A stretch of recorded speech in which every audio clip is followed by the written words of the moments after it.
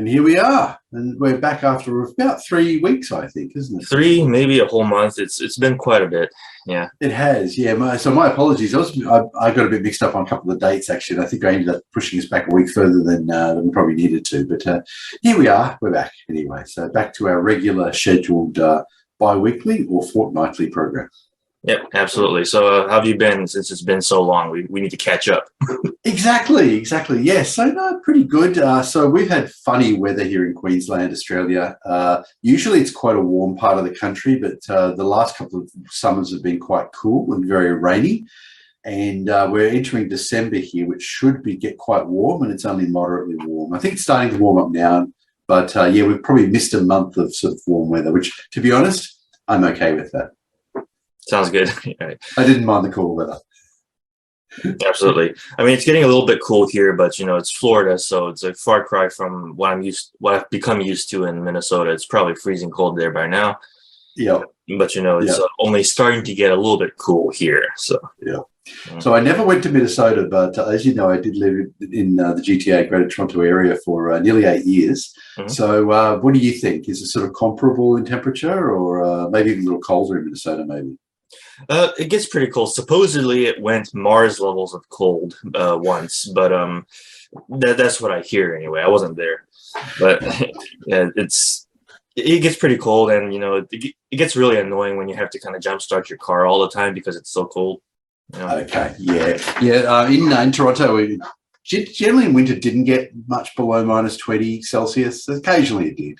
And yeah, we didn't have the problems that some people have in other parts of Canada too, where they have to warm their cars overnight or anything like that. Right. But coming from Australia, there are all sorts of things I had to learn, like what de-icing a car in the morning, all that sort of thing, and why when it snows you do actually shovel it quickly before it turns to ice. Oh yeah. Learned that the hard way. Yeah. Mm-hmm. Exactly. And so it's not just the ice. You just get buried in it. You really have to literally dig your car out. That's right. Exactly. That's right. Mm-hmm. Yes, fun. It was a novelty for me though, because I hadn't lived. I'd seen snow before, but I'd never lived anywhere with snow before, so that was pretty interesting. Absolutely. Yeah. All right. So what do we have to talk about today? Well, I was actually going to very briefly talk about daylight saving. So we even had a little bit of a mix-up on our start time tonight because of daylight saving, and I suggest in future that we probably should define our start time in UTC or something and just do it that way.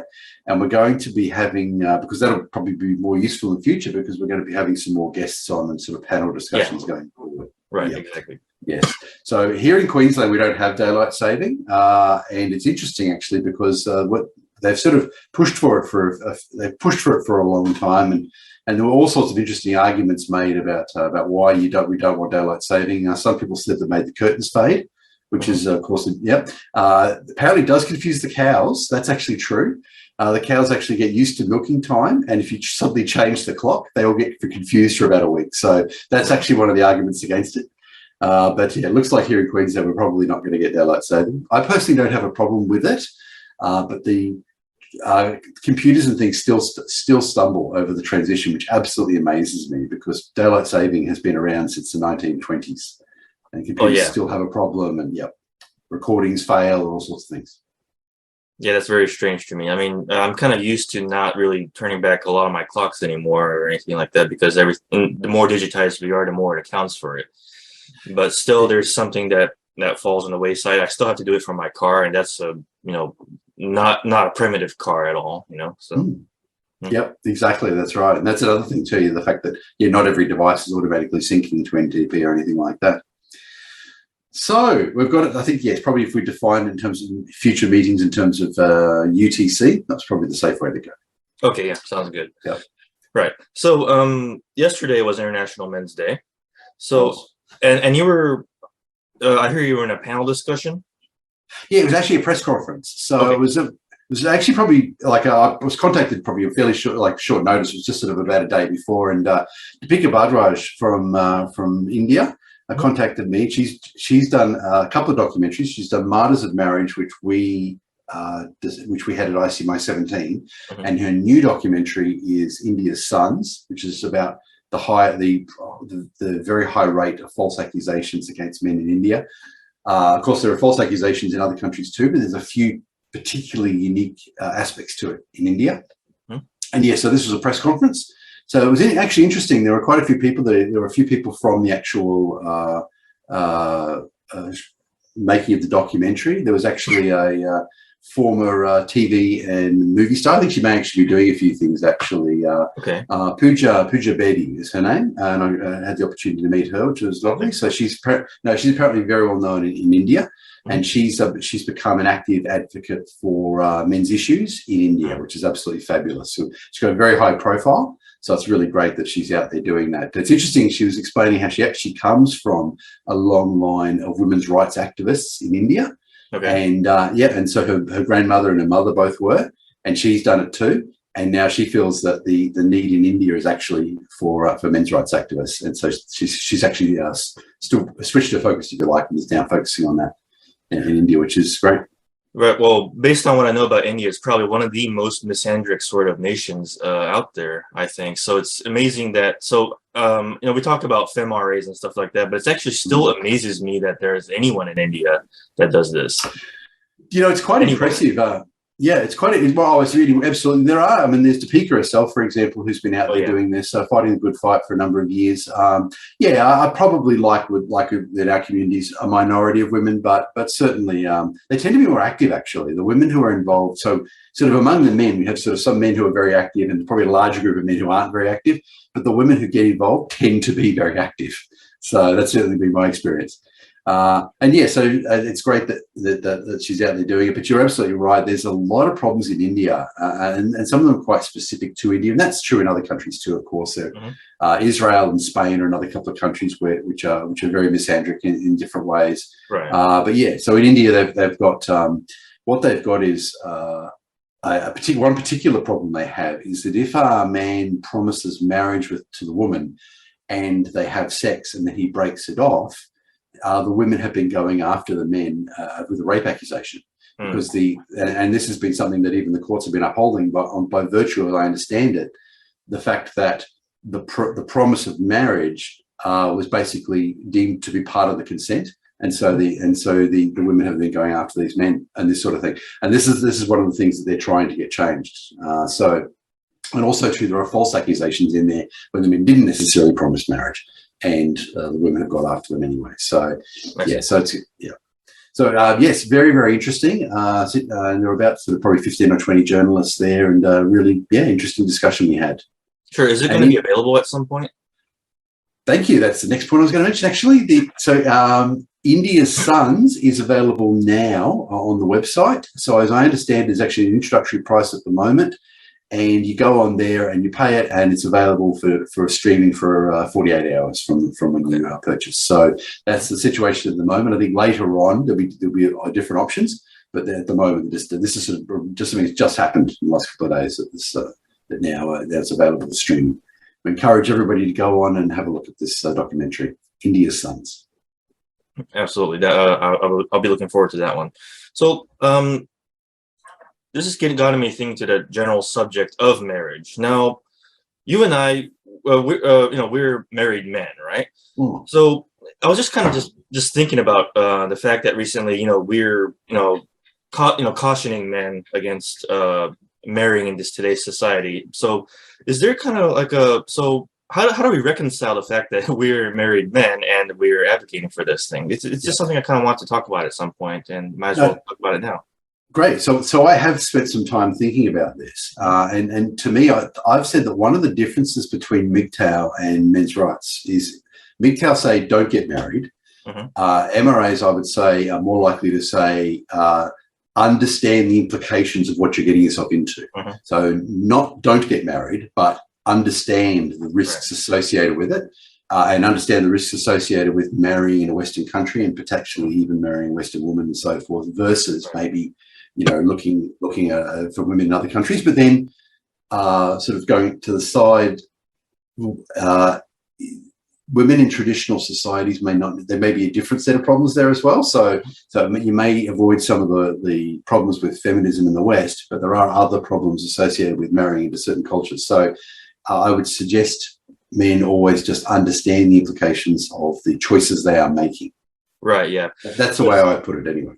Absolutely, because one of the things that, aside from this talk about India's promise of marriage and everything like that, I recently did an article for ABFM regarding Jordan Peterson's ad promoting marriage, and what I argue was essentially that it was kind of just shaming men into it, as if that's a brilliant thing to do or something like that. You must do it. You must do it. You must step up. Exactly. That's right. Whereas I would suggest we're taking a more middle of the road ground, which is you decide what's right for you and make that choice. Right. Exactly. And the reasons that are laid out in that ad are basically bogus. It's just don't marry because you have to feel like a man because you've done so. Basically.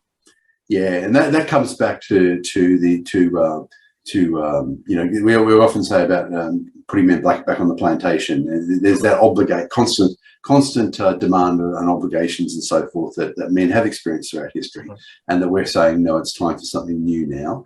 And so, by all means, if you think marriage is right for you and you understand the implications, go for it. You and I have both chosen to marry, but at the same time, don't feel obligated to do it, and and going with your eyes open. Because of the risks of modern laws that are introduced. Right. Yeah, absolutely. So that's the way. So I have spent some time over the years thinking about this exact issue, and I think that's the real distinction. If you listen to MRAs across the board, you don't really hear people saying don't marry. What you do tend to hear is be careful versus MGTOW, where they're saying don't marry.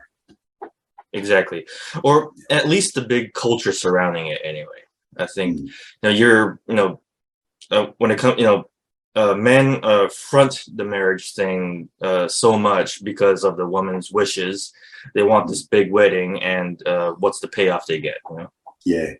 I find the big weddings to be it's kind of a bizarre thing, actually, because with such a high divorce rate, I think of people spending sometimes up to $100,000 Australian or US actually on big weddings, right? Even a small wedding is probably about 20 or 30 now.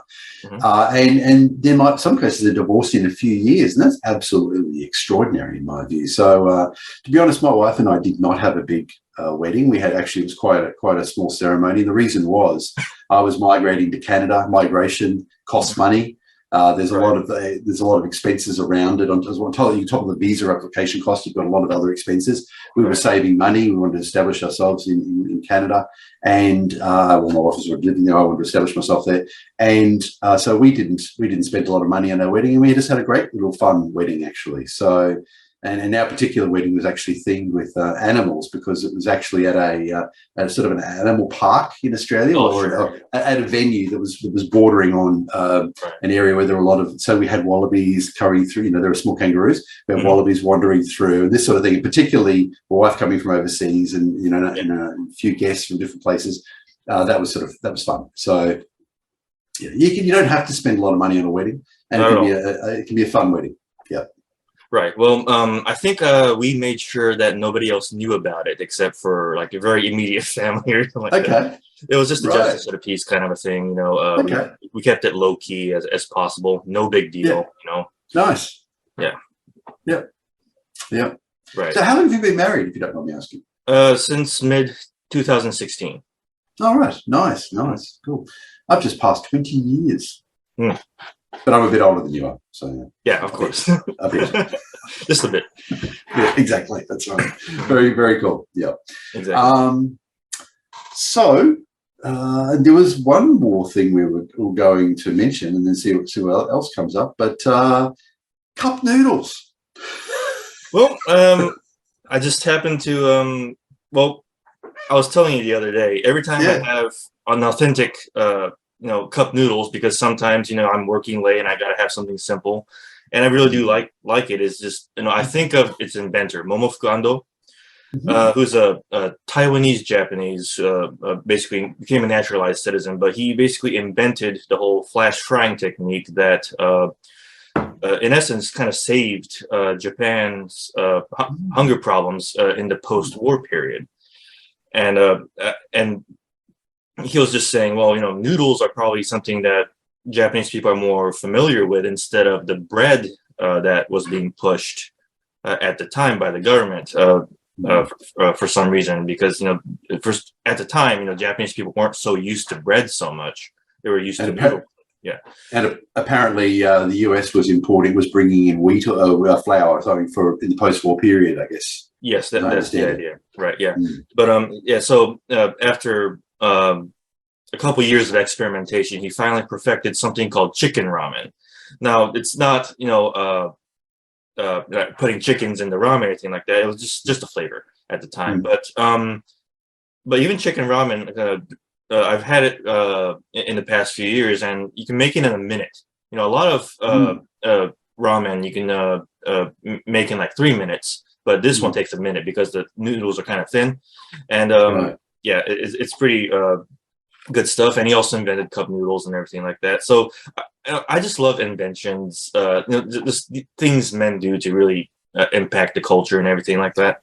Yeah, and the funny thing about this thing, so there's going to be some health nut people going that, well, if you eat noodles, it's going to be, bad for you or something like that. Well, he died at 96 eating, nice. And he supposedly ate cup noodles every day of his life.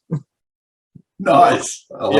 Yeah. Some people are going, well, you would have lived to 100 if you didn't eat anything. But after 96, it probably doesn't matter that much. Exactly. That's right. Exactly. Yeah. That's actually, and that's right. The phrase that comes to mind is what men do, because we have so many men inventing things. The vast majority of inventions are actually made by men, and it's just extraordinary how the culture tends to brush over it so much. And in actual fact, I have a list I'm trying to develop a list of 365 men who, based on their birthday, who have done something significant in STEM, and I'm putting a list on Wiki for Men, and I have to say that I'm almost tempted. I think I might put him in the list. Actually, it's probably a little bit about outside the sort of core area, but there's such a great invention in the fact that he did stave off the hunger problems in Japan in the post-war period. So that's quite an achievement, actually. So it's more than just giving us a convenient quick food. He was actually saving lives. Yeah. Yeah. Yes. That's absolutely it. Yeah. Yes. So I'll definitely put him in the list. Yes. Yeah, sure. Yeah. It's just I just like thinking about the fact that he's lived a long life but we've got all kinds of conflicting health advice nowadays, how to live long and what you should eat, what you shouldn't. It's hard for me to listen to anyone, really, because everybody's saying something different. No, fair enough. Yeah, to a certain extent, and it's a bit like with vaccines, like we were talking about with vaccines too. You kind of, at some point, you just got to sort of pick your poison and go for it. Whether if it's take the vax, don't take the vax, go low carb, go carnivore diet, and you won't know until for years whether you made the right choice or not, probably.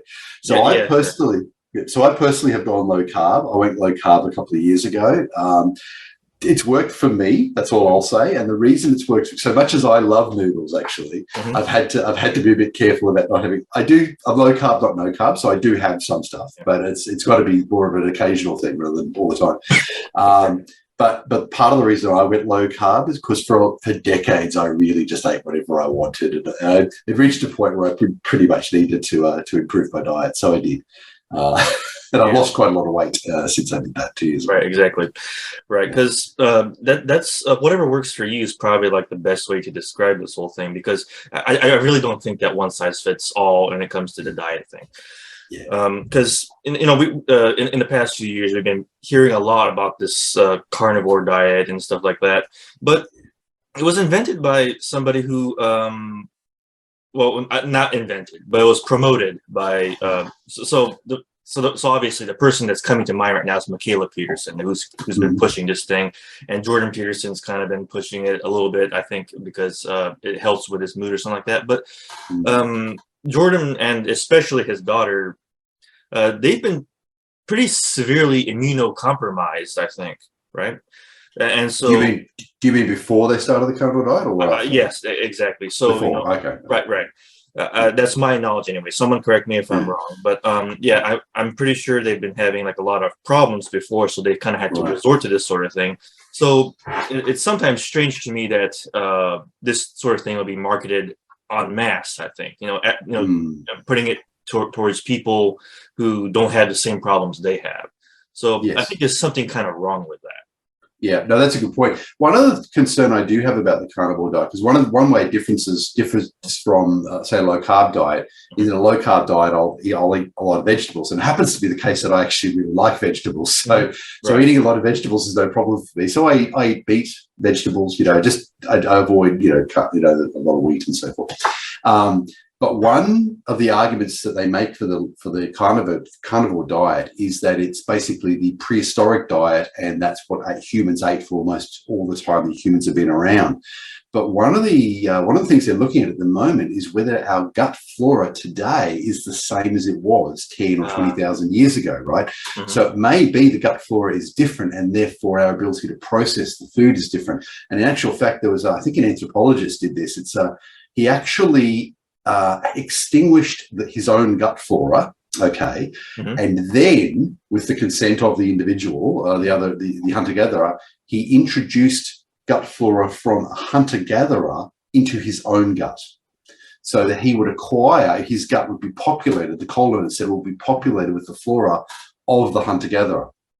Now, that was a few years ago. I actually haven't followed up and found out what the results were, but he was actually going to then eat a Western diet and then see how well he coped with, or whether we had pains in the stomach or other diarrhea and other sorts of problems. Actually, I don't know what the results were, but it means though that scientists are looking at this possibility that there's been changes in our gut flora, and as a result, maybe an ancient diet doesn't work for us anymore, at least the way we are at the moment. Exactly.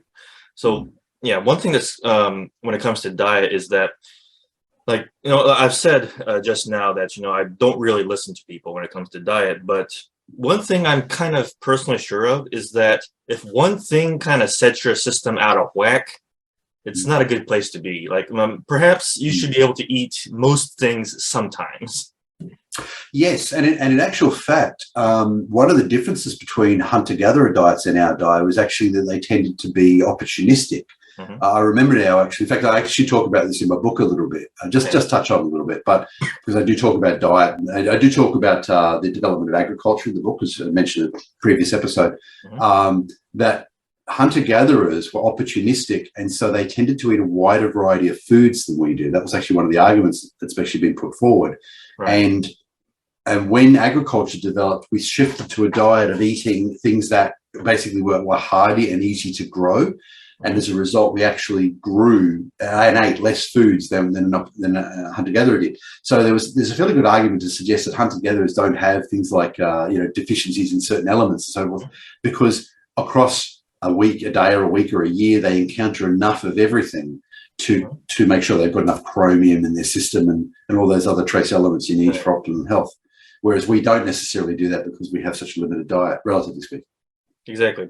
And I'm wondering if phenotypes and, just different cultures kind of factor into all this, because a lot of what I hear from the carnivore people is that, never eat rice. But here's the thing, Japan's been eating rice as a staple food for this entire time, and we're some of the longest lived people on the planet. And I eat rice most days. Yeah. So. And that's a good point, actually, because it could be that the population of Japan has adapted to that diet, either through gut flora, as talking about earlier, or perhaps other methods. Like you say, you're talking about phenotypes, there could even be genetic changes. And of course, then there's epigenetics. I don't know if have you run across that term? No, I have not. No, so epigenetics is really interesting, and it makes me wonder now whether there might even be a factor there. Epigenetics is gene expression based on environmental factors. So what they've found, they used to think that genes kind of ran like a program, that regardless of where you were and how you were living, your genes just kind of ran in a particular way. But they now know that's not the case. The way you live your life, the way your parents live their lives, and the way your grandparents live their lives affect your genes and how they work. And this includes things like whether they ate a healthy diet, what they ate, and so forth. So, yeah, I'm just thinking about that. There could be something in that a civilization having a particular food like rice over thousands of years could affect the way. And as you say, I mean, the Japanese one of the longest lived peoples in the world. Okay, yeah. Well, since I can't resist, what about soy? Because in our our circles, we have this insult about soy boys and stuff like that. I get the point about, it's being introduced into our foods in a very surreptitious way in the Western world and everything like that. Mm. But again, Japan consumes fermented soy pretty regularly. Yep. And once again, they're reasonably healthy. Like, the reason that they aren't being so healthy nowadays is because some of the more Western elements have been creeping up in their society. Catching the West bad habits, unfortunately. Yes. Exactly. Right. Yeah. So, do you have any thoughts on the whole the soy thing? I do. So, well, okay. I don't claim to know a lot about soy. I personally don't eat a lot of soy because I've read that stuff as well. Personally, I'm not into soy, so that kind of helps. Right. A few years ago, for a while, I was eating quite a bit of tofu. I did cut the tofu down partly as a response to the research suggesting that soy may not be so good for men. But so I understand there's other research suggesting that soy may not be so good for women. But then you've got somewhere like Japan where people, as you say, eat soy. I wonder, though, is there a difference between fermented soy and unfermented soy? Is there? Well, for the most, I think the tofu in Western world is kind of different from the tofu in Japan because it's just made differently. It's made much more honest instead of a food substitute, I think. So, right, yeah. So basically, here's the thing about, we talk about, Western people eating soy and becoming effeminate and everything like that, but Western people won't touch natto. Natto is fermented soybeans, usually on rice. And the smell is such that Western people just simply can't handle it. Yep. Right. Yep. Yeah. You got to be brought up with it, basically. Yeah, you have to be brought up with it, basically. Yeah. And because there's a lot of staple foods that are basically soy-based, like miso soup. Yeah. And miso soup has some tofu in it often. Yeah. And so, yeah, like this is what I mean by the whole conflicting information we have about food, what it does to us. Yeah. No, in actual fact, now something I'd actually forgotten to mention before. For a few years, I was eating a lot of tofu and so forth, but there was another substance I was eating called seitan or wheat gluten, and it's actually so it's actually based on. So I guess it's not soy, but it's based on wheat, and they use it to make all sorts of fake meats. I really a lot of vegetarians and vegans eat it. I really like it. Okay. But I've had to really cut down on that because of my need to do low carb because it's all carb. But anyway, so it just reminded me because I used to source that in Canada. I used to get that from an Asian supermarket, so it's obviously very popular in some parts of Asia. That was pretty much the only place I could find to get it. I absolutely love that stuff when made fresh. When I was in Hong Kong, actually, I went to Hong Kong for about 10 days for business, and I found shops that did it there. I had nowhere to prepare it, unfortunately, but I found shops there. So it's obviously very big in Hong Kong. Absolutely love it. Not soy, but wheat-based. But anyway, it's a fake meat. Absolutely love it. It tastes better than meat in a lot of cases. But I guess it's another one. So that's why I try to keep my carbs down. But if I think I've done okay with some carbs. Actually, I've got some right here. Okay. If I think I've done okay with my carbs for the day, if I have a bit of a treat, right? Oh, yeah. It'll be something like this. Okay. That is completely fake meat. There is one there. All right. Yes, and I guess if I can open that, we can probably.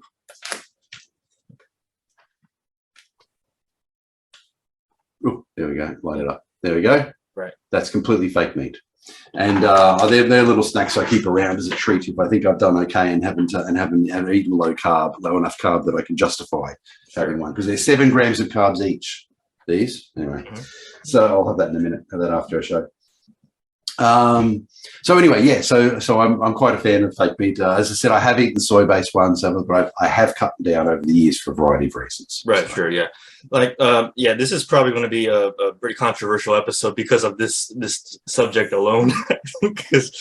Right, yeah. Because I think there's a bit of a again, point well taken about the unfermented stuff and how it's creeping up in Western foods and everything like that. But I think there's a difference between the fermented stuff. I think that has some kind of cardiovascular sort of benefits, I think. Yeah. So I'm far from an expert, Mike, but my suspicion is there's something there. Oh, yeah. Yeah, right. Yeah. In terms of the difference, yeah. Which means Westerners should be eating more of the fermented tofu. From sounds Right. like. Right. Yeah. Now I'm really intrigued about that thing you mentioned that smells terrible. Now I'm. Yeah. Yeah. Right. Well, the same material is in supplements called nattokinase, I think it is called. So some people take that but it's basically what that is. It's and it's very different. Like I've caught some people advocating against soy products advocate for nattokinase in turn. So right, it's pretty complicated, and I don't know if we're ready to have this kind of discussion in our immediate spheres, because everything is pretty anti-soy. It's basically an insult. I'm pretty sure I'm going to get mega insulted for this too, but it's what it is. Yeah, exactly. That's right. It isn't. You're right. It is an insult that's used, but I think it'll be interesting to see what research shows later on in terms of where the effect that it has, the implication has, and whether different sorts of soy, like the fermented, unfermented we mentioned, and even perhaps there's more going on there. That perhaps it's something that people should be researching more thoroughly, actually. Well, yeah, and look at the benefit. I mean, go on. It's hard to kind of find something that's not biased one way or the other. It's really, exactly. Yeah. I mean, there's people who have been pushing for more soy consumption on the basis that you can get more nutrition out of say an acre of soy production versus an acre of cows, and keeping cows and so forth. That's generally true of vegetable products. But that was primarily predicated on the argument that the population is going to continue increasing, at least for a few more billion. Well, the population is just officially past 8 billion, but we are increasingly looking like a peak somewhere between 9 and 11, and it's increasingly looking like a decline. So I've had an interest in demographics since I was born in the early 70s, and I first started to read about this stuff actually in the late 70s. I was quite young, and I was being quite fascinated. At the time, they were predicting a peak and then probably a stabilization around 10 or 11 billion. But more recently, they've started talking about this fall. And this is when I first heard about the fall, sort of probably 15 years ago, it was really theoretical. And now they're starting to really talk more seriously about there being a fall in the population. Even developing nations, the birth rate is falling and so forth. China, of course, went from the one-child policy to the two-child policy to the three-child policy in about 5 years. So they kept the brakes on too long with the one-child policy. Too long and too hard, and now they're paying the price. So anyway, that ties back to nutrition then, because if the population really does start to fall, a lot of these arguments about not being able to keep enough cows just fall away, because there will be less people in 100 years than there are now. And with more efficient agriculture, it won't be a problem. People can probably eat as much meat as they want. Yeah, exactly. Yeah, and falling back to the whole nutrition argument, well, like at least in terms of the unfermented stuff, I've heard it was more anti-nutritious. Ah, interesting. Yeah, that's what I hear, and it's really hard for me to confirm a lot of things. I'm just going by the fact that Japan's been eating this enough times, and it's a stereotype that they're weaklings. They're clearly not. No. And once again, they've been long-lived people for a long time. It's interesting. There's another one in France too, where the French do what they basically have this sort of they do drink quite a bit of alcohol, but they have this sort of high-fat diet and do things that Western nutritionists would tell you are actually really bad for you. But French people have significantly lower rates of heart disease, so forth, than Americans do, for example. So it does seem to be, to a certain extent, what the Anglosphere does is pretty much the wrong thing to do. I think it's almost the way it looks sometimes. Right. It's the wrong sorts of fats in the Anglosphere and so forth, whereas the French are eating different fats and so forth. So exactly.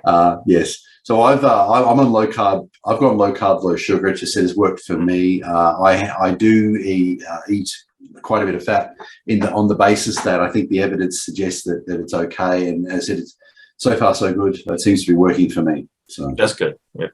Yeah. Yeah. And it's all complicated stuff, and we need to probably be doing more personalized research. I think see what works best for us, but. That in itself is hard because we don't know where to get it all of the time. We don't know how to research it all the time. Absolutely, yeah. As they as big data improves too, they may be able to get better data sets in terms of being able to understand with people with certain genes. There may be implications, as you were saying, and then gets back to the epigenetics too. And so, yeah, as we get more sort of big data, we may be able to draw more conclusions. I mean, I would love to, get scanned or something, and then they say, "Oh, these are the optimum foods for you," something like that. I mean, within a few decades, we may see that sort of thing appearing. Right. Yeah. And but in addition to things like rice, Japan and a lot of Asian cultures are big noodle eaters, right? And they aren't exactly known for their unhealth. No, which brings us back to the cup noodles, of course, where that discussion started. Yeah, yeah. Right. Yeah. Yes. And another thing that we were talking about is, well, this is kind of tying into the whole what men do kind of a thing. So soba is barley noodles, I believe, and so it's different from ramen noodles, but that is something that is usually delivered. It's a delivery food, right?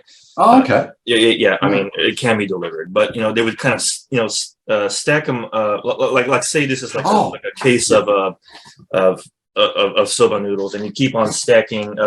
Just stacking them like high up at like a tower. Yeah. And you carry it like this, and ride on a bicycle and deliver it to people. So that's what they did. They might still be doing it now. That's what they do. So yeah, so this sorry, at first I didn't get the reference with soba noodles, but so they're the particular what type of noodle that they're delivering, because we were talking about this. Deliver it that way. Yeah. We were talking about this. So I saw online. I saw it's circulating at the moment.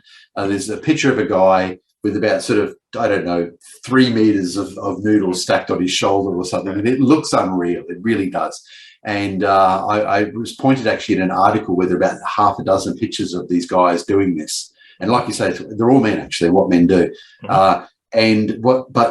So I'm absolutely convinced and understand it's real, right? Mm-hmm. It still amazes me that they can get these things on their shoulders, ride, and get them off without ending up with noodles all over the sidewalk. Well, exactly. Yeah, right. I mean, it's the balancing, right? And it's just the fact that it's so high.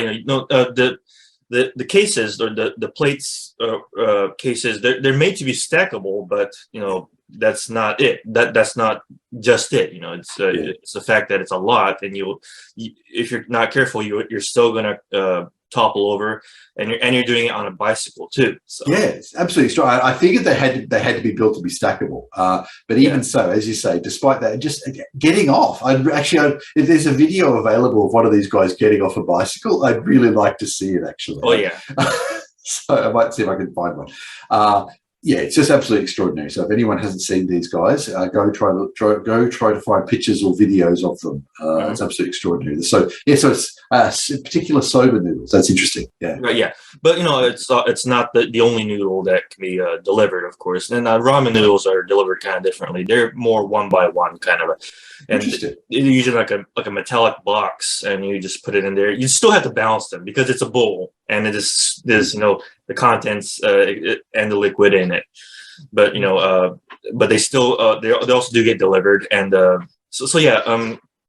There's all kinds of deliverable foods that the Western world doesn't really think about delivering. It's right, because one thing that they may not be totally privy of is that sushi is delivered in Japan as well. It's a bit expensive, and it's best for like special occasions and stuff like that. But we don't really think about sushi as being deliverable. No, exactly. That's right. And you mentioned it before that sushi is kind of more of a special occasion food, isn't it? It's more of a special occasion food, and it's certainly not a health food. Make no mistake, it's not a health food because, it's a little bit greasy, and it is raw fish, of course. Make no mistake. And especially if it's tuna, you can't eat too much tuna and not get a bit actually sick because of the trace amounts of mercury in it. Right. On occasion, it's fine to have, but if you gorge on it, you'll probably get kind of sick. And so the movie Spaceballs, right? Yes. You know, Daphne Zuniga, who played the girl. The actress one time had this kind of phase in which she was eating nothing but sushi, and got a bit of mercury poisoning from it. Oh my gosh! Yeah, Is that right? I think that's what happened. Wow. Yeah. Yeah, and so that's it's going back to the 80s Spaceballs. So if anyone hasn't seen Spaceballs, I highly recommend it. Yes. Right. Yes. Yeah, that's it. And of course, too much mercury too will have other effects too if you keep. It'll have a retardation effect, actually. Exactly. That's right. That's right. Yes. The classic mad as a hatter. The hatters used to haberdashers used to use mercury in the process of making their hatters. So yes, it would send them insane too. So. Yeah, it's a bit like lead. I mean, lead's also got lead's got the retardation or the effect or the harmful effect in the brain. I don't think it sends him, it causes insanity. But yeah, I was horrified when I read that there's no safe lead level. I don't know about mercury, but there's no safe lead level. If any amount of lead in your body is bad for you. So, whereas most substances, there's some level of which the body can cope with it. Exactly right. Yeah. Right. Yeah, that's a concern here because there's one or two very remote towns that are based around lead mining, and yeah, there's where they've studied the environment in the towns near the mines, and yeah, lead levels are far higher than they should be. So, unfortunately, virtually unavoidable. Exactly. Right. So that probably covers all the areas that we had tonight. I don't know if you've got any other thoughts. No, I think we've covered them for the most part. Yeah, I think we did. Yeah. Our cup noodle discussion went on for a while. That's interesting, isn't it? In all honesty, it's an interesting topic actually, nutrition and so forth. So exactly, because it's got it's not just the noodles. It's got some ingredients in there. Like there's a bit of shrimp in like the original cup noodles. There's also curry flavor. There's also the seafood variant, which they kind of really go nuts with the seafood. And I'm actually going to go to the Oriental food store later today, and we're going to get like several boxes of those because they sell them in bulk. So nice. In actual fact, I remember the first time. So we have obviously instant noodles that are sold in Western supermarkets and so forth. And I actually remember the first time that I went to an Asian supermarket and bought Asian instant noodles from an Asian company, like Korean or something, and made them. It was noticeably different. They really are. They really are a lot better. Yes. Yeah. Exactly. Yeah. Yeah. So after that, I stuck to those. Exactly. Yeah. And a lot of Westerners seem to be kind of inept at making it sometimes, because I've caught some people ditch the soup. Why would they ditch the soup? Yeah, exactly. Right. Yes. Hey, there you go. Do a video of training people how to do it properly. Yeah. Well, I actually managed to have ramen on most days for lunch, and I mean, even if it's like the cheap ramen you get at the store, you can still kind of make it a bit more interesting, and like have some some fried ham or something like that if you don't have any pork belly handy. And I like to include some spinach as well, and some corn, so you can get creative with it. Add some butter, even that's pretty good. Right. Okay. Yeah. Never thought of that one actually. That's nice. Yes. Yeah. Well, thank you very much. I think so. We'll aim to do some sort of panel discussion next time. I think we'll see who we can get on and have a discussion with a few people. Sounds good. All right. Well, thanks for the talk today. Thank you. We'll see you in 2 weeks. All right. Sounds good. Yeah. Bye.